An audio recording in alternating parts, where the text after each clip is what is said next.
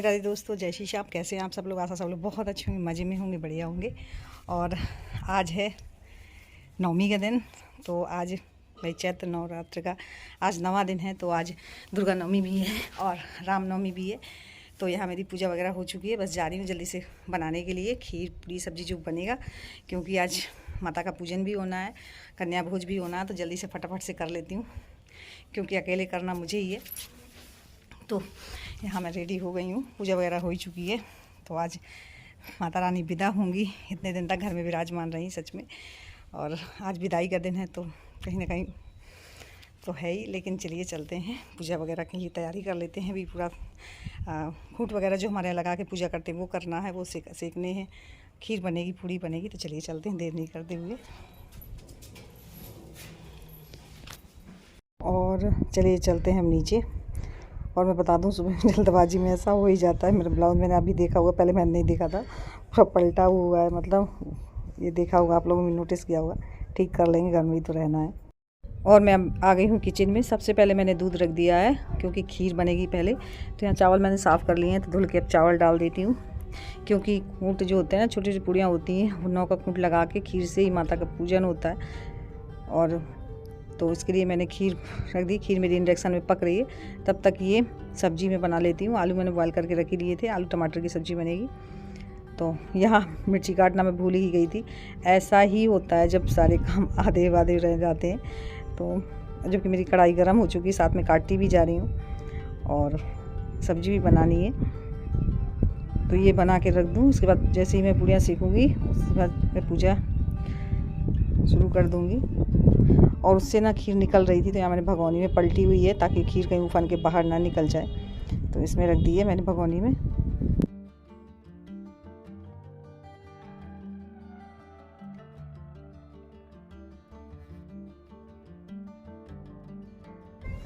और इसके बाद में अब मैं आ गई पूड़ियाँ सेकने के लिए। तो सबसे पहले छोटी छोटी पूड़ियाँ सेक रही हूँ, जिसे खूंट बोलते हैं। ये नॉन में जोड़ा लगाया जाता है हमारे यहाँ। तो पहले इनको निकाल लेती हूँ, उसके बाद में फिर पूड़ियाँ सेकूँगी।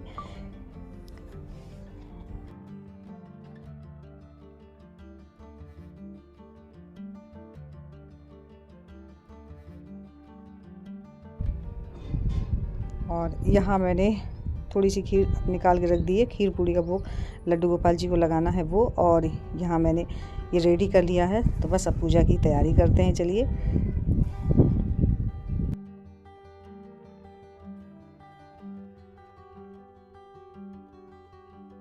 और इसी वजह से मैं बहुत जल्दी सुबह उठी हुई थी, क्योंकि नीलम का भी काम हो ही जाता है। चाय नाश्ता का दलिया मैंने बना के उसको दे दिया, क्योंकि फिर इन कामों में बहुत टाइम लगता है पूजा वगैरह में। तो मैंने पहले इनको फ्री कर दिया। इसके बाद में मैंने कहा आराम से पूजा करती रहूँगी। तो यहाँ मैं लगा रही हूँ पूजा का सामान। और शिवांशी देखिए नहा के मेरे पास आ गई है। मैं पूजा का सामान लगा रही थी ना, तो फिर नहीं गई, बस बैठी रही, देखती रही। बोल रही थी कि बुआ जी मैं कुछ आपकी हेल्प कर दूं, मदद कर दूं। मैंने कहा बेटा नहीं, तुम कोई हेल्प नहीं कर सकती, तुम चुपचाप बैठ के देखती रहो। तो यहाँ जूट के लिए मैंने तैयार कर लिए हैं दिए। तो यहाँ बोल रही थी बुआ जी मुझे पूजा कर लेना, तो मैं भी चढ़ाऊँगी। कहा ठीक है, आ जाओ। और शिवांशी की आदत क्या है, जब भी पूजा पाठ करते हैं ना, तो वो वहीं रहती है। मतलब बोलते हैं ना, बच्चे बहुत जल्दी कैच करते हैं हर चीज़। तो सारी चीज़ उसकी मम्मी भी जब पूजा करती है, उसकी मैया लड्डू गोपाल जी की सेवा, तो बहुत अच्छे से मतलब सारी चीज़ों से पता रहती हैं। ऐसे ही जब मैं भी पूजा करने को आती हूँ, तो मेरे पास आ जाती है। तो यहाँ मेरी हो रही है पूजा। तब तक ये भी नहा के आने वाले हैं। इनको मैं काफ़ी देर से बोली नहा लो जल्दी, नहा लो जल्दी। मैंने कहा तब तक मैं पूरी तैयारी कर लेती हूँ, जब तक ये नहा के आएंगे तब तक मैं पूरी तैयारी कर लूँ। क्योंकि फिर पूजा करने के बाद मुझे माता रानी का जो मंदिर वहाँ भी जाना है, वहाँ से पूजा करके लौटूँगी, तब मुझे कन्या भोज भी करवाना है। तो इसलिए मैं पूरी तैयारी पहले से कर लेती हूँ, ताकि लेट ना हो। तो यहाँ मैं 9 के जोड़ा में जो मैंने बनाई हुई छोटी छोटी पूड़ियाँ, वो 9 के जोड़ा में ही इस तरीके से लगाते हैं। फिर उनमें लौंग रखते हैं, मीठे के लिए रखते हैं, खीर रखते हैं, जोड़ा में ही सारी चीज़ें रखते हैं।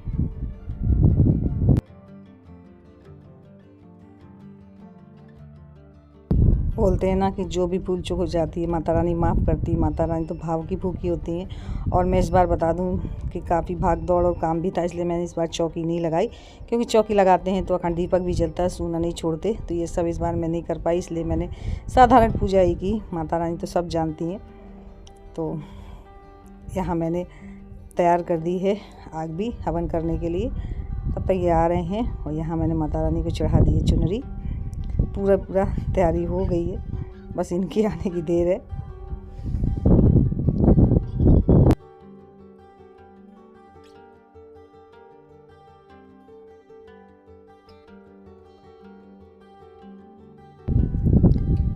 और माता रानी की जोत आ चुकी है।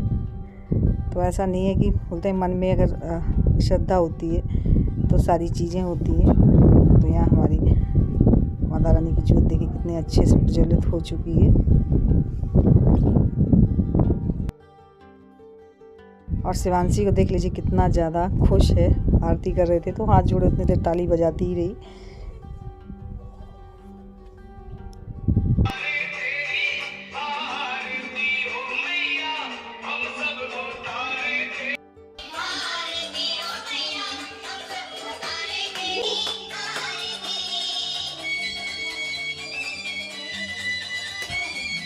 और गोलू अभिषेक ये दोनों भी आ गए थे नहा करके।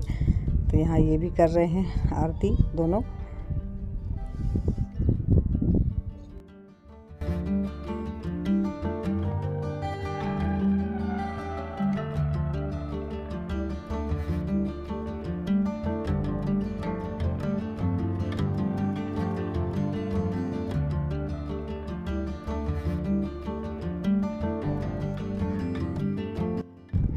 और अब मैं जा रही हूँ पास के मंदिर में, सीढ़ माता के मंदिर में, क्योंकि घर की पूजा हो चुकी है। वहाँ पूजन और कराऊँ, इसके बाद में फिर कन्या पूजन करेंगे।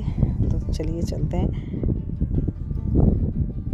और पूजन करने के बाद में मैं आ भी चुकी हूँ घर पे। तो जैसे ही मंदिर से आते हैं तो पानी का छिड़काव करके मुख्य द्वार का भी पूजन होता है।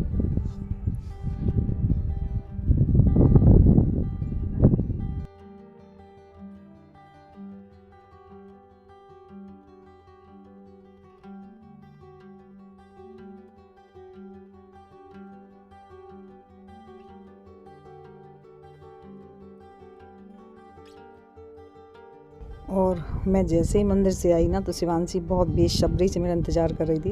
तो मैं सबसे पहले चलो प्रसाद इन लोगों को देते हैं, क्योंकि सबसे बड़ी कन्या तो हमारी शिवांशी ही है। और यहाँ देखिए हमारी सारी कन्याएं तब तक आ चुकी हैं। तो मैं इनका कर रही हूँ पूजन। और पूजन करने के बाद सबको खाना परोस देते हैं। और गोलू और अभिषेक ने काफ़ी हेल्प की, क्योंकि इन कामों में तो हेल्प की ज़रूरत होती है। तो दोनों बेटों ने काफ़ी हेल्प की। तो मैं कन्या भोज भी करा सकी और जितना जो भी था जल्दी जल्दी कर पाई। नहीं मुझे लग रहा था मैं अकेले काफ़ी लेट हो जाएगा, क्योंकि काम इस समय डबल है भी। और यहाँ देखिए हमारी बैठी है शिवांशी। तो यहाँ मैं परोस रही हूँ खाना सबको।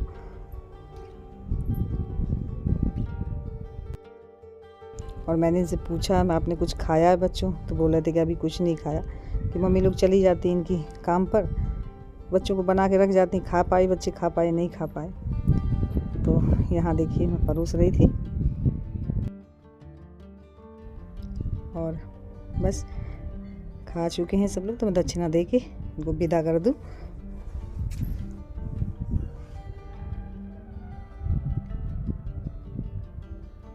और कन्या भोज हो गया तो सच में बहुत अच्छा लगा। बोलते ना कि मन को संतुष्टि मिलती है, आत्मा तृप्त हो जाती है कि जो हमने मेहनत की हमारी सफल हुई।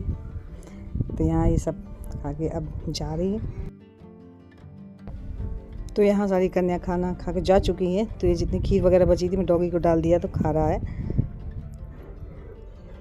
तो ये सारी पतले में सी बाल्टी भर के फिर फिकवा देती हूँ। और हाँ फ्रेंड्स, मुझे ब्लॉग की एंडिंग करने से पहले आप लोगों को एक ज़रूरी बात बतानी थी कि मैंने बताया था कि एक बड़ी पूजा होने वाली है। तो मैं बता दूँ ये पूजा घर में ही होगी जाके, मतलब मेरे मायके में, क्योंकि जो भतीजा हुआ है तो मूल पड़े हुए हैं। तो मूल के पूजन 27 दिन का होता है, तो घर पे ही होगा जाके। वो काफ़ी बड़ी पूजा तो वहाँ तो होनी नहीं, वहीं होगी। तो देखते हैं कैसे क्या पहुँच पाते हैं। अभी तो भाभी और भैया जाएंगे। तो बस फ्रेंड्स यहीं पे करूँगी ब्लॉग की एंडिंग। और मेरा आज का ब्लॉग कैसा लगा थोड़ा सा भी चले तो लाइक ज़रूर कर लीजिएगा। न्यू है तो जल्दी जल्दी सब्सक्राइब कर लीजिए, ताकि मेरे ब्लॉग कोई मिस ना हो, यूँ ही आप तक पहुँचता रहे। मिलती हूँ नेक्स्ट ब्लॉग में, तब तक के लिए बाय, राधे राधे, जय श्री श्याम।